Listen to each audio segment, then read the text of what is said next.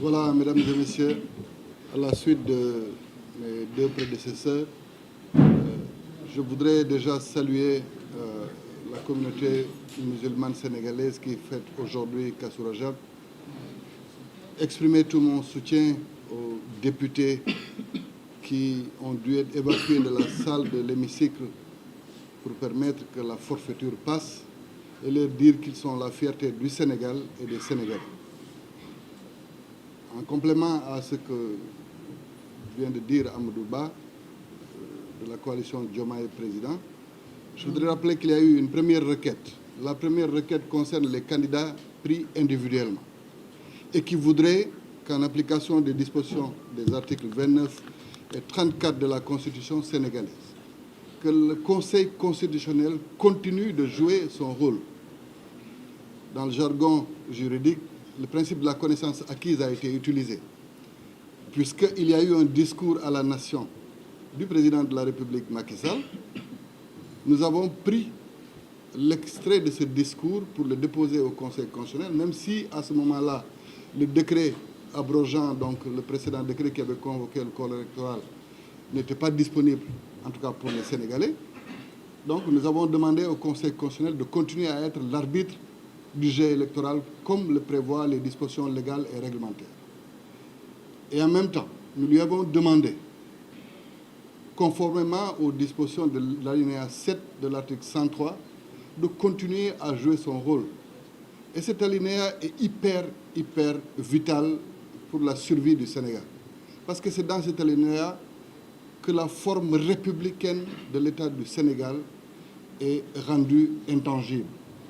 Quand nous rendons intangible notre forme républicaine et que nous rendons intangible du fait de leur réforme consolidante de 2016, la durée du mandat, je pense qu'il n'y a plus de sujet à débattre du point de vue du droit et que cette première requête déposée par les candidats eux-mêmes devrait suffire à rétablir les candidats dans le droit pour que le processus électoral continue. Je rappelle d'ailleurs que cet alinéa découle de leur réforme consolidante de 2016. Pour une petite genèse, le président Macky Sall voulait réduire son mandat. Et il a consulté le Conseil constitutionnel pour lui dire que je voudrais ramener mon mandat de 7 à 5 ans. Le Conseil constitutionnel lui dit tu es incompétent quand il s'agit de la durée du mandat. Et qu'en aucune façon, ce sujet n'est de ta compétence. Qu'en conséquence, d'ailleurs, il faudrait que tu continues ton mandat jusqu'à son terme en 2019. Et c'est à la suite de ça que nous sommes partis dans le cadre d'un référendum pour dire qu'en aucune façon, nous ne pouvons revenir sur la durée du mandat, ni sur le nombre de mandats consécutifs. Donc c'est une question qui, pour moi, à elle seule, suffit à régler ce problème qui se pose actuellement. La requête des candidats doit être examinée au plus vite par le Conseil constitutionnel pour que, ensemble, cette décision qui va être favorable à ces différents candidats puisse permettre la continuation du processus électoral. Deuxièmement, comme il a été dit, les députés ont vaillamment résisté, mais ils ont encore une possibilité de pouvoir défendre le Sénégal. C'est de pouvoir saisir encore une fois le Conseil constitutionnel suite au décret qui a été publié. Et nous attendons donc la promulgation de leur loi, ou le délai de 6 jours, pour pouvoir aussi porter les recours qu'il faut.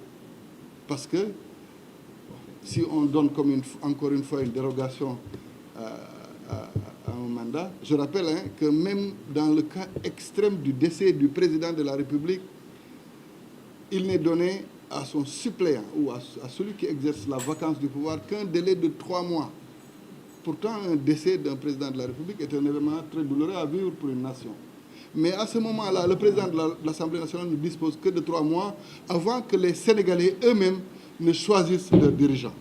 Donc c'est vous dire combien cette situation que nous vivons est une aberration, est une insulte pour tous les Sénégalais. Car nous sommes la risée du monde. Tous les médias sont en train de rire du Sénégal. Et aujourd'hui, ce n'est plus un combat de candidats, Heureusement que tout le monde l'a compris. Et c'est pourquoi nous, ce collectif-là, nous avons décidé d'aller à la rencontre de tous les segments de la nation qui se sont déjà prononcés pour la préservation de la démocratie sénégalaise. Vous avez dû voir tous les segments des mouvements sociaux, des associations, des autorités religieuses qui ont osé dire la sacralité de la Constitution sénégalaise et que le respect du calendrier électoral est un élément de stabilité de notre nation. Donc dans cette démarche-là, nous appelons tout le monde à l'unité. Il ne s'agit pas d'un combat d'un candidat ou d'un candidat spolié ou d'un parti qui aurait pu vouloir être membre de ce processus et qui ne l'est pas. Il s'agit d'une affaire qui concerne tous les Sénégalais et cette crise permet de régler, si elle est réglée comme nous le souhaitons, définitivement toutes les questions des dérives qui peuvent survenir dans l'avenir. Et c'est pourquoi le collectif de la société civile, des différents acteurs de la société civile qui a pu se prononcer, le collectif des candidats spoliés qui s'est déjà prononcé, toutes les organisations syndicales, toutes les centrales syndicales qui se sont prononcées, les associations et les autres mouvements feront l'objet d'une visite de la part de ce collectif pour qu'ensemble, les décisions qui vont être prises pour mobiliser le peuple sénégalais soient des décisions qui émanent de tout le Sénégal au lieu que ce ne soient des décisions qui émanent d'un ou de plusieurs candidats. Voilà ce que je voulais dire.